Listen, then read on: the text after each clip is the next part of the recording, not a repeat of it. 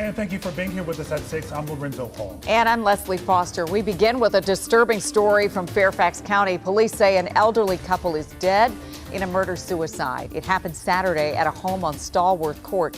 Police believe 77-year-old Michael Bregman shot his wife Madeline before killing himself. But they're still waiting on an autopsy to verify the exact cause of death. Since the start of the pandemic, Fairfax County Police say they've seen a rise in these domestic violence-related cases.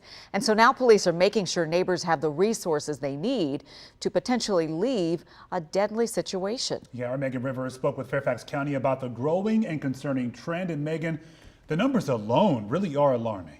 Good evening. They are. Police say they've responded to more than 600 domestic violence-related calls this year alone. Today, we spoke with the director of victim services for Fairfax County Police about how they're combating domestic violence and the resources available if you need to flee a potentially dangerous situation.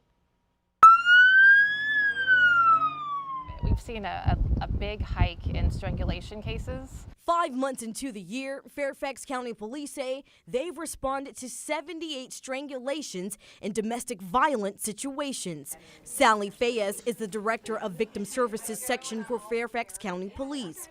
Her team and detectives work closely together whenever there's a call.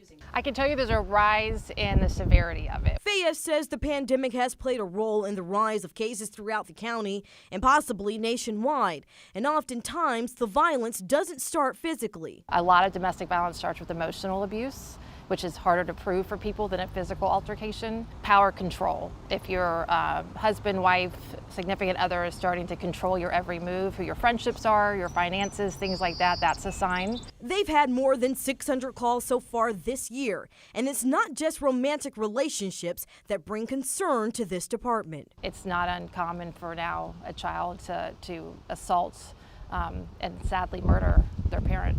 Fayez says oftentimes the fear of financial hardship makes victims return to their abusers, or even worse, prevents them from reporting the abuse.